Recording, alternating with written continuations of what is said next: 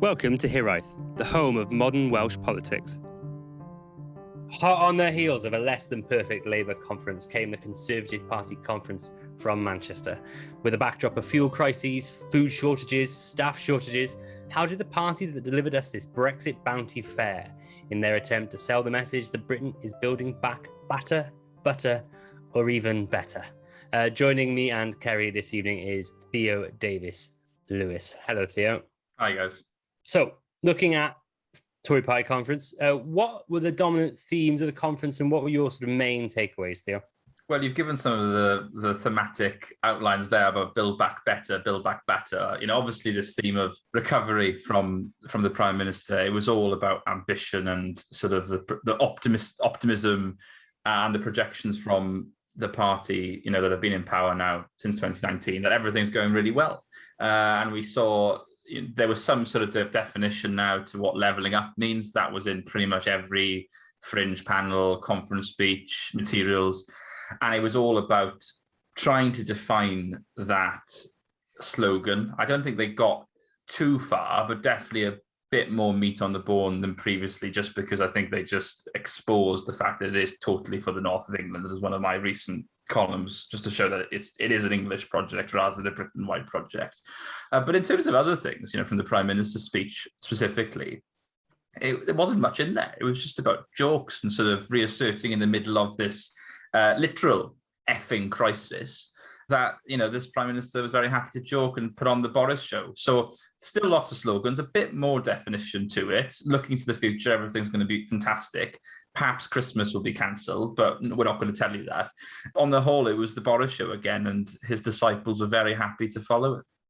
On that, I'm thrown Matt's script into the ear with this, but I felt exactly the same on the Boris speech. I think he was just playing to his audience.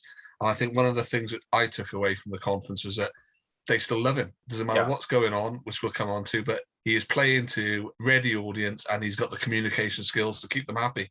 I think that's right. And also there is that strange contradiction then that some MPs might not actually like him, but they realise that he is their electoral asset. Because if you put any other politician in his position now as Prime Minister, could you really see the party leading the polls in such a way? I mean, I just think it is this mesmerising character that is Boris Johnson, and he's got enigmatic appeal, and I think you have to acknowledge that. I mean, he's a huge contrast to Nicola Sturgeon and Mark Drakeford as leaders, but compared to other members of the party, other members of the cabinet, they've got nothing on him in terms of the performance and the political qualities that he has and he's developed over the last 20 years.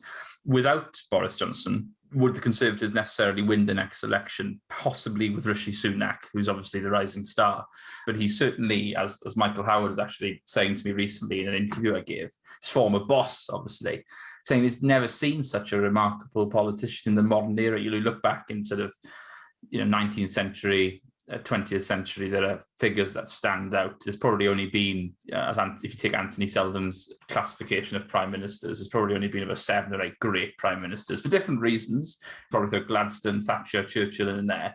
And there is the potential for Boris Johnson to go down as that prime minister, because you've got to have events coming your way. So things like COVID, which he almost died. He's got Brexit done.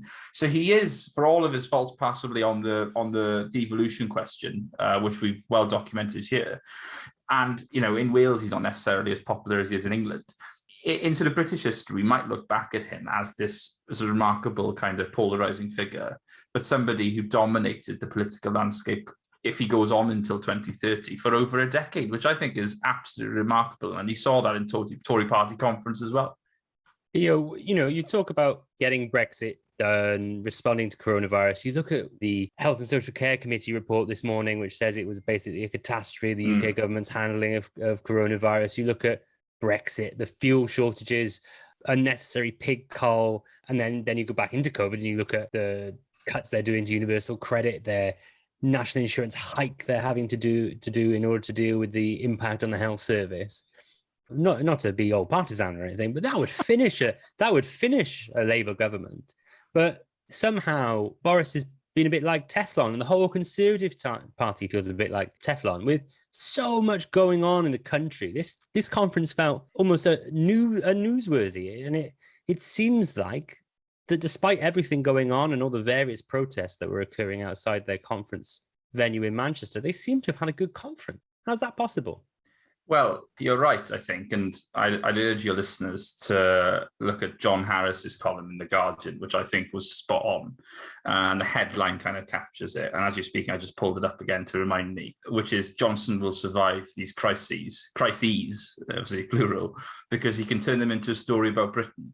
And so I would advise everyone to read that column because it is all about storytelling, and they've had a good conference because you've had Conservatives in power for over a decade now. And like you've articulated there, Matt, lots of these problems with Brexit have come under the leadership of a Conservative Party. But they're turning them and saying, we're going to fix our own problems. And it seems like as if people haven't noticed where the source of the problem is. Lord Frost giving a speech today in Portugal to tear up the Northern Ireland Protocol. And it seems to go over people's heads. This is a protocol that the government agreed and said it was a brilliant deal. And then you've got MPs like Bernard Jenkin on Newsnight saying, well, I was only saying it because we needed to get it done. So there's so many contradictions, and that's politics for you. They've had a good conference because, again, it does come down to the leader. I think the Prime Minister, is that enigmatic figure, a curious figure, I think, in British politics. And again, possibly to go back to your partisan point, the Labour Party, Keir Starmer had a pretty good conference. I mean, I think the pundits over-egged it to some extent, but he didn't have a bad conference. I don't think he in terms of if you're on his side of the political spectrum, he had a decent conference, but you just can't compete with the showmanship and the blasé attitude, I don't think, of this current Conservative Party, which isn't necessarily always ideological. It kind of floats around as very pragmatic and using ideology whenever it suits. So it is remarkably curious. But I think the broader point I'd sort of make as well, that it's possibly reaffirmed is that the Conservative Party is really now the party of England, and we've got a very distinct kind of structure of politics now in Britain, where you've got the Labour Party as the natural party of government in Wales, just natural. It's just what we're used to now. The same goes for the SNP in Scotland, and it looks as if, after obviously years of sort of chopping and changing for over a century in England, obviously there's been Labour governments as well, that the Conservatives are really reaffirming their position as the natural party of England. 3 different nationalisms, of course, but that's another podcast. With everything that's going on, fuel shortages, tax raises and things like that already, do you find any impressions anywhere, Theo, about any doubts coming from the Conservative faithful? Well, I think at the minute there is this really curious development now, and I think I'll take a different issue from the fuel shortages, but on levelling up, for example, lots of Conservative commentators that I've been reading over the last week as well have, and there's one particular good one in Unheard, which I thought was sort of nailed it on the head, where it's this kind of Disraelian approach to everything, where obviously Disraeli, fantastic politician, arguably the Boris of the 19th century, who didn't really believe in anything. It was all just going to what the public wanted to hear. And I think going back to the point about the fuel crisis and linking it to levelling up, the government is saying what the public, I think, wants to hear. They actually were tweeting that there's no fuel shortages. And that's exactly what people want to hear. But then, the more that you say these things, people start to believe it. And I think with all of these policies now and Conservative commentators, some will just agree totally with what Boris says because they're disciples. But others, of course, will start questioning, whether they can get a grip on it. We saw over the weekend, of course, Kerry, with Kwasi Kwarteng and his battle with the Treasury. And that gives you more of an idea, though, about the internal politics within the government rather than concerns about the actual policies. So I think you're right to the extent where, I don't think there's any questions over the leadership in the sense that, who else is going to take over? Boris is firmly in charge. But there are, I think, Conservative commentators are picking up that this government is very happy to free flow across ideas, sort of shift ideology to when it suits them. And it is that very kind of Disraelian approach to thing. I think it was the Beaconsfield approach, as obviously Disraeli was there, the Beaconsfield approach that one Conservative commentator identified it as, which is very clever politics. And for Starmer, it's such a difficult government to attack in that sense. It might just be where I get my media and social media from, but I didn't really see in the Labour conference many more faces other than Keir Starmer. But one of the things with the Conservatives, I did think they were putting out other faces to do big speeches. So I think Priti Patel, Liz Truss, Michael Gove, all featured in some of the stuff I was interested in at the time. And one of those, I think you just mentioned about levelling up. I thought that was still remained a big feature of the conference. It's very controversial on a lot of the social media I look at about what's happening. But how do you think that's going? Did that come across at the conference for you as well? Or is that just sound bites? I think it is sound bites. I think they've got some more definition than what it was previously. Like I said in a column last weekend, sort of looking at the fact, it's obviously for the North of England. Andy Burnham wants to work with Michael Gove on it because Michael Gove is seen as a very competent minister, and he probably is. And Andy Burnham obviously realises this is going to be a massive benefit to him. You saw, very interestingly, Northern MPs and Metro mayors like Andy Street, Jake Berry, sort of quite sensible One Nation Tories, particularly Street in the West Midlands, who were pressuring the Prime Minister to give more of a definition, because there's only so much that these seats will take before they switch back. And I think it was the YouGov polling last week, which did worry the government, because it said that their majority would be halved. And since you've got a kind of near incompetent opposition, that shows that you are kind of doing something wrong as a government. So you see the definitions coming out. Michael Gove, I think, said it's about giving power to local leadership, and William Hague in his column in the Times last week was saying, that localism and decentralization is the key. So I sort of put it in my column, saying, quoting the Spectator, that the Tories have a newfound love for devolution, which is obviously absolutely remarkable for all listeners of Hiraeth. But it is something that I think tells you a lot about this government, that it's very England focused. I think levelling up is an English project. It really essentially means that they will give powers to Metro mayors, I think, when it suits them, and it probably is the right thing to do anyway. But their definition of devolution and levelling up doesn't really apply to Scotland and to Cardiff, because that would mean giving more powers to Sturgeon and Drakeford, which would be something that Boris Johnson would find very dangerous. Simon Hart, of course, has been very comfortable interpreting his own definition of levelling up, which is to override the will of the Senedd on things like the M4 relief road. And I think that isn't the way the party will go about it in England, because they don't want to risk that standoff with Andy Burnham and even their own Conservative MPs and Metro mayors again. So a bit more definition, I think, Kerry, but still more work to do. Surprise, surprise. In a similar vein, Conservatives are the party of crime and punishment, and I think Priti Patel was rolled out last week. How are they not having a harder time around the subject of safety of women at the moment? It doesn't seem that they're taking, as you said earlier, they're not picking up any of the kind of problems which a normal government would normally have to face. Yeah, I think this is a really interesting, actually. Obviously, after what happened to Sarah Everard in London, and obviously I spend most of my time in London, and I'm a very proud member of the London Welsh community, but I have a younger sister who's a student at UCL. Obviously, I live with my girlfriend, and it's obviously a societal problem. But I think that particular event sort of brought it home in terms of how there are clearly problems institutionally within the police. And obviously, there's been lots of reports actually to do with. I think there's the front page, I think a couple of weeks ago, from the National, actually on developments in Wales and the police service in Wales. So what we've seen really is not really been a good enough response, I don't think, from Priti Patel and the Conservative Party for this, as you say, Kerry, for a party that has been so dominant on the issue of crime. I mean, this party created the Met Police, Robert Peel, in the 19th century. But in the context of today's debates, and what's been the revelations that have been coming out of the police service, the question of Cressida Dick's future, I think, again, it's a sign of this government, though, ironically, being in a very strong position for them to simply cruise through these issues. This I think, like you said, I don't know whether it was you, Matt, or Kerry that said it. This was a Labour government. They would be in so much trouble. And you can imagine the headlines in the Daily Express and the Mail, and to the credit of some of these tabloids, they've been very critical of the police, but you can imagine the political fallout. And you haven't really had that from Priti Patel or from Boris Johnson, backing Cressida Dick totally. Again, it's a very curious one for this party, and it's what its traditional ideology is. And move away from the politics, it's really significant for people's lives. And I think that's why elements of this government are, very damaging, that I do think they are making the wrong decisions. And of course, not everyone will agree with me. Not everyone listening to the podcast will agree with me, in fact, which is fine. But I think on these sorts of issues, you can put away the question of things like devolution and justice, like devolving justice and all these different things.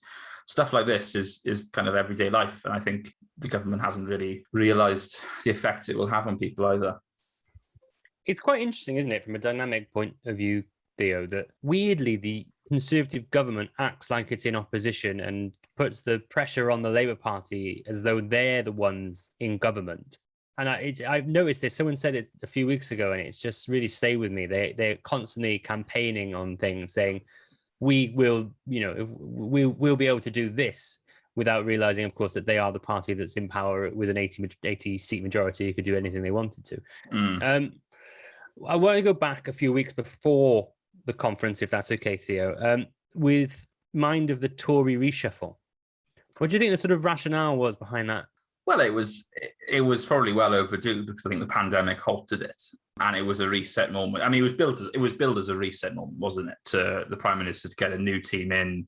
Very much enjoyed Simon Hart's pre-reshuffle video, I think, from Yes Minister, which he put out, which was quite a curious addition to the debate. But it was a reset moment, and I think some of the moves there were quite surprising. Obviously, it was showing all the headlines the next day about how clinical Boris is to move Raab to justice, sacking competent ministers, Llanelli boy Robert Buckland out of the cabinet, who was seen as a very competent and clever minister.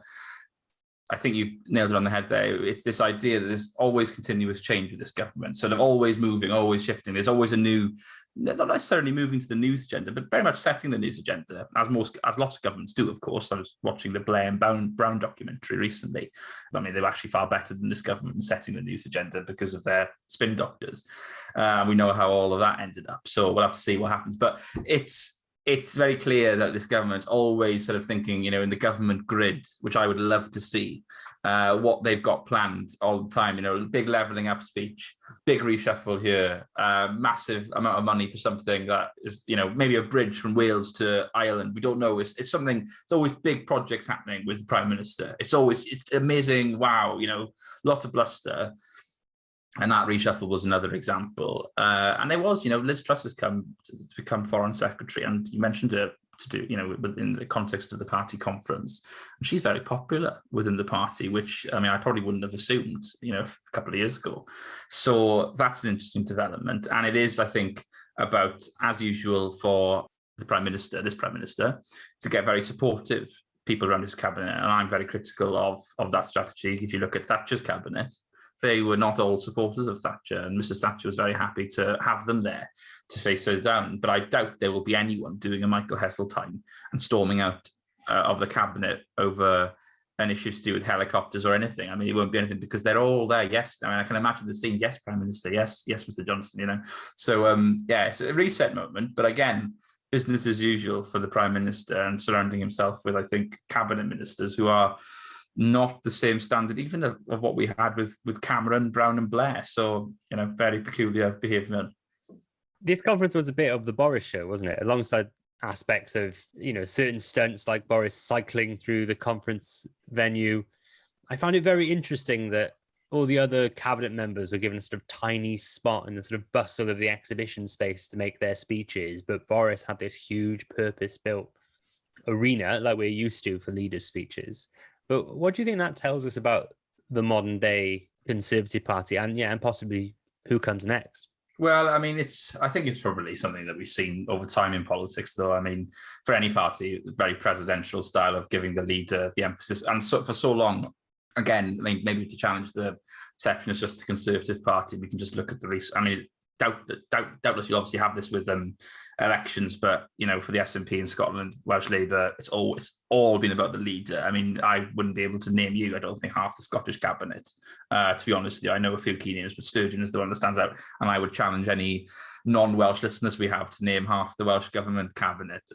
Please don't ask me what all the cabinet is now, Matt, because it'll be quite entertaining. But it's a very strange one now that we're having, I think, in the Conservative Party more than others, the cult of the leader, and Boris really as the king, really. And I think you've got this sense, of course, you've got competent ministers. Gove is obviously clearly valued. You've got Sunak, who is the rising star, who is the heir. I think it's very hard to see who else would defeat Sunak in the future. But again, I think there will be, interestingly, perhaps a hole after the Prime Minister leaves, because in a similar way to Mrs. Thatcher, although of course she had far more convictions and ideology behind her, I think the party never really recovered, even though they were still in power for 7 years after she left. I think it is very interesting to see that, and what will happen over the next few years. For me, I don't really see this government this party losing an election this decade. And I do see them, and the ambition for the Prime Minister is to go on for 10 years like Mrs. Thatcher and like Blair. So that's a long time in politics. And then you obviously have to then ask the question, okay, well, obviously who comes after Boris Johnson, but also who comes after Keir Starmer? Because, if Keir Starmer loses the next election, he will undoubtedly be gone. So yes, you've got the cult of, there's lots of fist bumping going on, just for the listeners to confirm. But yeah, it's a very interesting one, Matt. I think it is very difficult to see a Conservative Party of the 21st century without Boris Johnson, which is quite a concerning prospect if you believe in a multi-party state of politics. So, well, you will have to see. I'm having a little trouble hearing this and contributing, Theo. So bear with me. One of the issues at conference was actually someone with technology problems trying to get into the Welsh Senedd. What was your take on the Gareth Davies inability to vote in a crucial Senedd vote? Well, I thought it was rather shocking. I was on Times Radio yesterday talking a bit about it, and I've seen lots of stuff on social media about it. Obviously, I cannot confirm or deny many of the statements that have been made, but and as to where Gareth Davies was, he was obviously at Tory party conference, but he was trying to log in, couldn't get into Zoom, and then Jones was trying to pass her personal number across. It was just absolutely abysmal, and I think it is just really embarrassing for not only Gareth Davies, of course, and then all coming out saying, disaster for free speech and all this. This has been pushed through the Senedd. Yeah, I really don't buy that. I think this is a really embarrassing moment for the Welsh Conservative Party, and I'm sure many sensible figures within the party will be disappointed that it was one of their members who essentially cost the opposition a massive defeat on the Welsh Labour government. And I actually, could understand why, lots of principled people, Plaid Cymru in the Welsh Conservative Party who were against these COVID passports. And, for me, I can totally see their concerns. And then when you've got the First Minister going on television shows saying there's massive vulnerabilities in the system, and then there's an opportunity to get, vote down the proposals as they are, they're squandered. As for Mr. Davies, who I don't know, I think obviously he'll be hopefully considering what his actions are, and in future possibly being a bit more punctual with his attendance, because obviously it is slightly funny, but also it's not funny because this is a serious politics that we have. We want politicians to turn up and vote. I don't think there'll be much of it in the future, but I think it is a bit of a scandal, really, that it's come to this. And we still obviously don't know all the facts. I certainly don't know all the facts, but there's plenty of rumours being circulated. So, yeah, Kerry, I think it was quite disappointing, actually, because I think it's not really how any Senedd member, we want them to behave. We want to make sure that they prioritise getting on that vote more than anything. And I think that's the duty of every Senedd member, no matter what political party they are. Yeah, it's disappointing because it is, the impact having on. I do find it deeply ironic that when he made his joke that he couldn't connect, he actually had a really good connection. And now when he's actually trying to ask a question, he's got dodgy internet connection. Yeah. Really. I don't know. Am I there? You're there now, yeah. I'm going to be quick. I'll get my question about Welsh Conservatives. So Gareth Davies obviously. He's gone again. No. Come on, Kerry. Come on, you can do take it. over. Looking at the Welsh Conservatives now, Theo, where do you think they fit into the Boris Johnson show that is the UK Conservative Party? Obviously, Andrew Davies is stepped back for a little while, and I think everyone here wishes him very well in his recovery.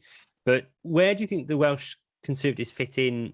Artie is quite a strong figurehead for the party. He's got a strong voice for the party. How do you think the Welsh Conservative voice is getting through when essentially their biggest cheerleader now is Simon Hart?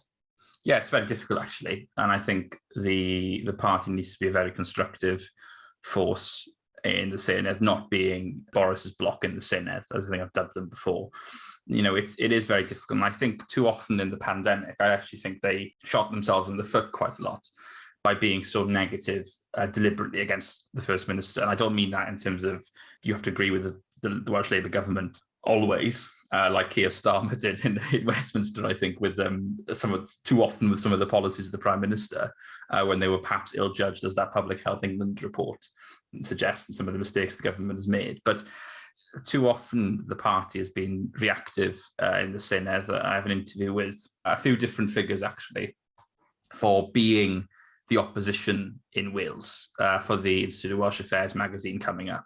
And I sort of describe it as the worst job in politics to oppose Welsh Labour, because it's basically a continuous job for years. And I spoke to Lord Nick Bourne for that. And he had some very interesting comments about, some advice, how to be leader of the opposition.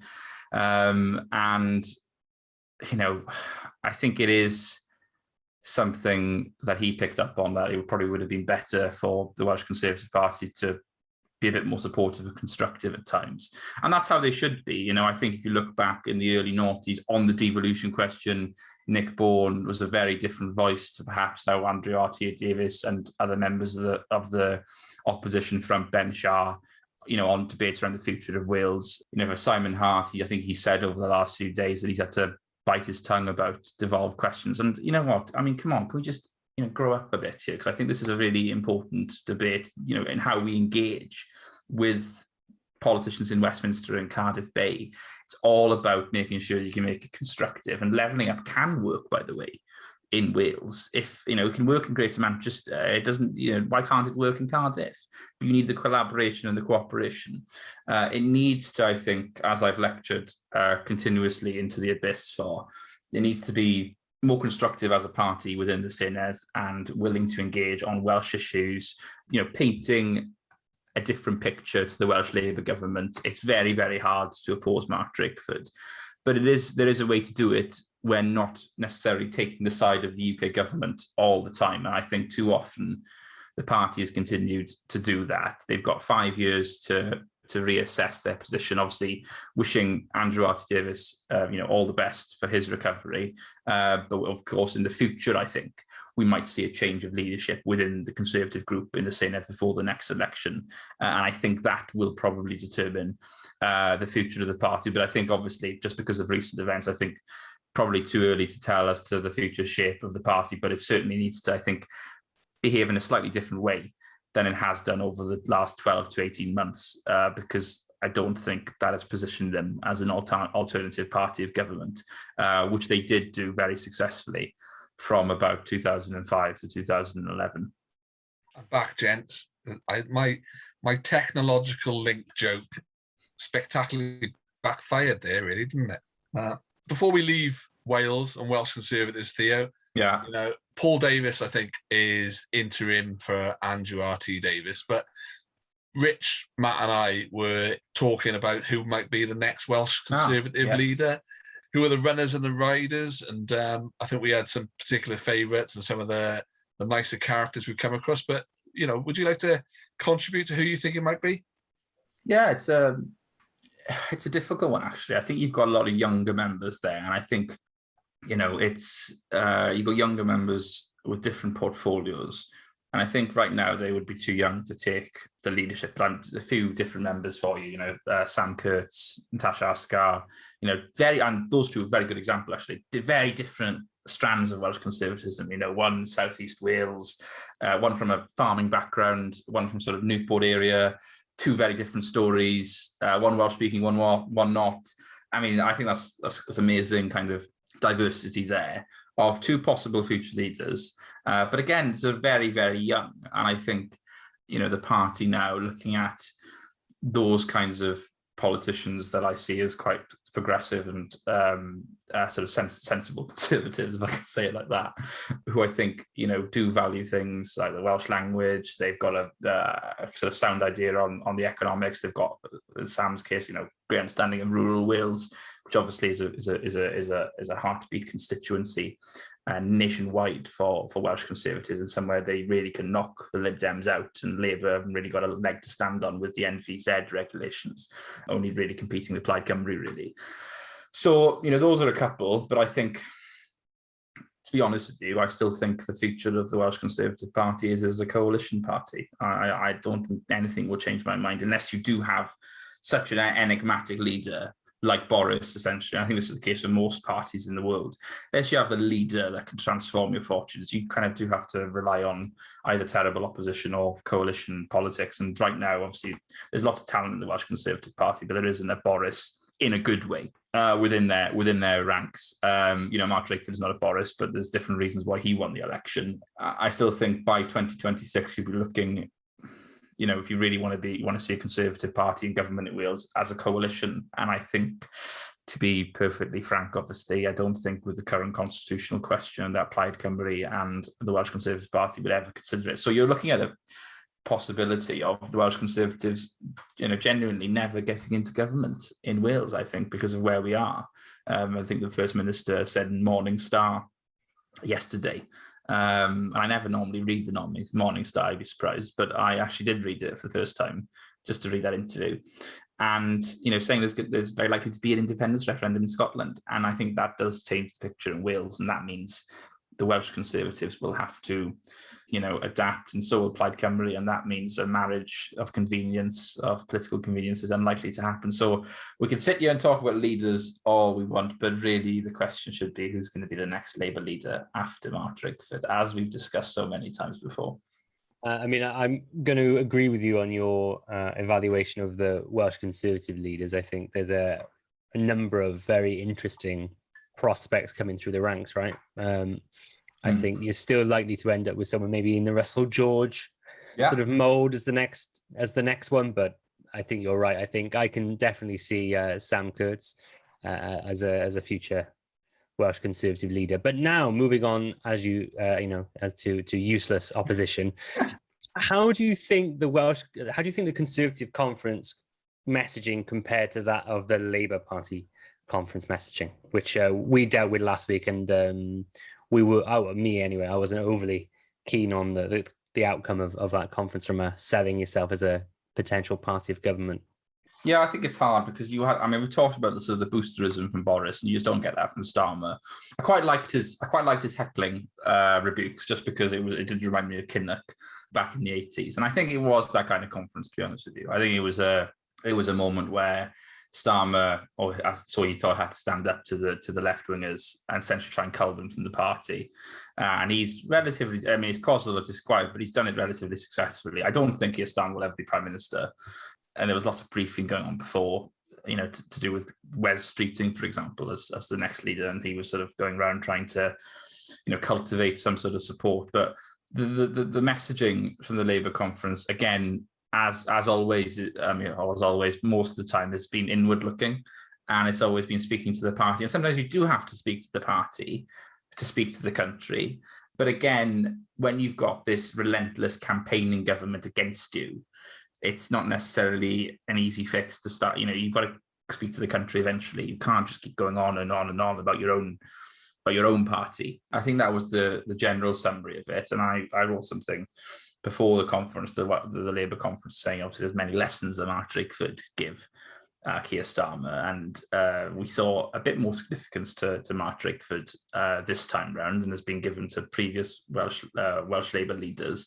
But still, I don't think Keir Starmer really, like Boris Johnson, actually knows what he's for, and does have political difficulties ahead of him, but they're far more grave, I think, than Boris Johnson, because he hasn't got an 80-seat majority, and there are many in his party, might be people such as yourself, Matt, but more broadly on the backbenches that are splitting and are very divided. So I think at least everyone in the Conservative Party are totally united behind the leader, if just for electoral reasons. So it is incredibly difficult. And what I thought was so interesting was that the move from Mark Drakeford to try and create, a quasi-independent Welsh Labour Party, which obviously has been speculated for a while. He just, he wants to make sure that our discussions around the devolution settlement, which obviously Keir Starmer doesn't share, by the way, is reflected within the internal Labour Party structure as well, which is a very convenient cloak.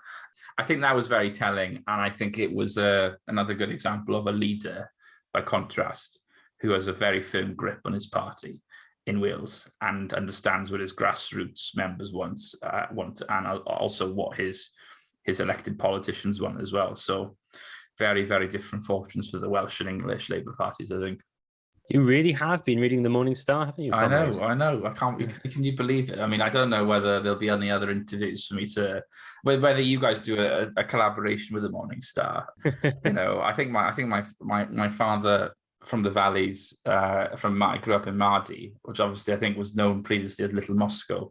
So there is that burning communism within me. I just haven't found it yet, and I haven't expressed it yet. So maybe one day. Well, yeah, going back to red flags, I was a little tough last week on Keir's handling of the question of the union at a Labour Party conference. But how do you think Boris and the Conservatives dealt with that question at their conference? Starmer's definition of saving the union, or strategy to save the union, about giving blood and things, it was a bit bizarre, really, and it was just very strange. And obviously the tweets of Mark Drakeford just giving a bit of a sideshow to all that. I just thought it was amazing. Going back and tweeting out Welsh blood, NHS Welsh blood policy on Twitter, just crazy. So lots of giggles in Cathays Park clearly after that. But I mean, again, the Conservative Party strategy is levelling up in England and probably devolution of power to local government, local councils, metro mayors. That doesn't solve the question in Scotland and in Wales, and they're clearly very firm. Alistair Jack has essentially said there's about 36 different criteria for a referendum in Scotland, and it's going to happen in about 50 years, which is not sustainable. So they've kind of come to terms. They haven't come to terms with the fact that the support is still there. They're hoping Sturgeon essentially runs out of time and things catch up with her. But we've seen with the Salmond saga that hasn't necessarily impacted her significantly. She gave an interview, the Scottish Minister gave an interview to the Financial Times, I think earlier this week or on the weekend, saying she's got plenty of time. Time's on her side as well. And I think really you're going to see Michael Gove continuing in some way to shape that. I mean, he's focusing on levelling up. Don't think, as the way at the time of speaking, that we do have a devolution minister. I might be totally wrong, but I think the Prime Minister jetted off to Marbella before he appointed one. My understanding is he remains Minister for the Union, but that Gove is handling all the sorts of intergovernmental relations between the UK government and the devolved administrations. So nothing. My understanding of it. So nothing has changed. And while Boris is in Marbs, which I, by the way, recommend, is a wonderful place. As I told Davies-Lewis in the weekend, I can see him having tapas in Benahavis with the Prime Minister. It's clear that the Prime Minister has got no time at all for Celtic devolution, no interest in powers. We saw, the refusal to give any devolution of justice to Wales recently from the UK government. There's absolutely no interest in doing it. So the policy hasn't changed with the Conservative Party in England, and it's still, again, an English nationalism competing against a Welsh and Scottish nationalism. Very different kinds, of course. Ironically, the Welsh form is the only form of unionism which I think is practically and theoretically workable, if by a thread. But yeah, I don't think much has changed. It's still not very well thought through. When I interviewed Mark Drakeford last, I think it was in June or July for The Spectator. He was very clear that he quite likes working with Michael Gove, quite a sensible, competent, intelligent minister. But I think, in his own words, Boris Johnson's just awful, and I think that is everything you need to know about relations around the union at the minute. You talked a bit about time running out for political leaders. You've given an indication in your earlier answers that you don't think time's going to run out in the Conservative Party in the UK anytime soon.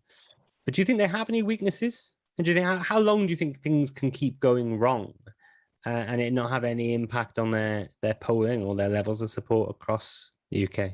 I think that's a good point, in the sense that things can't keep going wrong. They just can't, because eventually things will catch up with them. I think it will.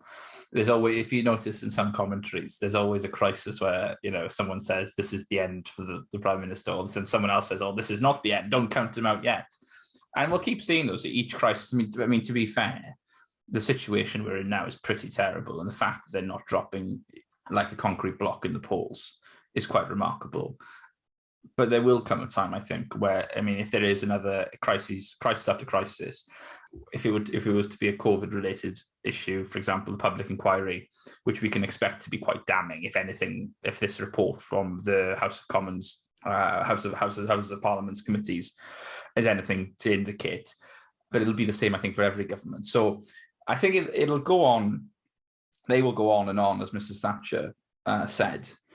But there will come a time, I think, at an election, it might be more of a competent Labour leader that brings them down, like it was Blair in 97, which will do it. I'm obviously not advocating for another Tony Blair, so I don't upset probably about 3/4 of the Hiraeth listenership, if I can stereotype. But yeah, I think it will run out. That is the biggest weakness, that it's the actual handling of the policy, and that will catch up with them, I think. With all this in mind, Theo, how likely do you think it is that we're going to see an election before 2024? Oh, God, I hope not.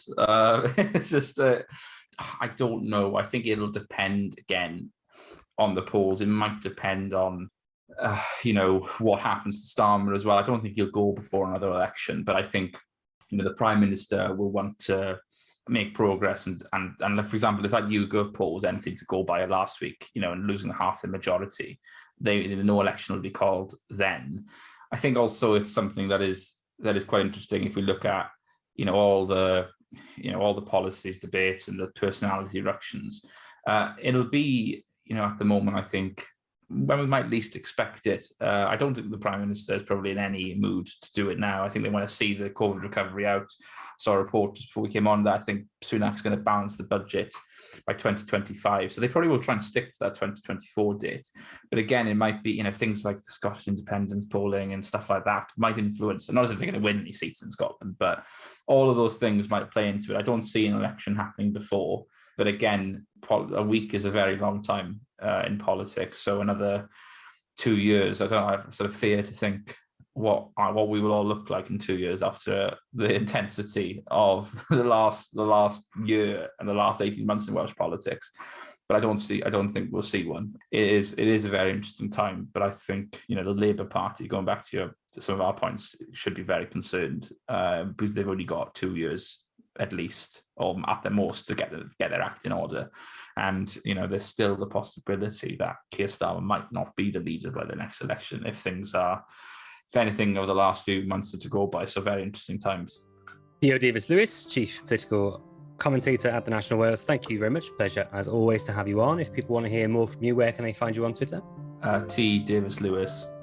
Wonderful. And if you have enjoyed what you've heard this evening, please do not forget to find us on Medium at Here I Blog Cymru, on Facebook at Here I Blog Cymru, and on Twitter at Here I Blog. Jeff Wise. Thank you for listening to Hiraeth. If you like what you heard, please don't forget to subscribe, rate, and review.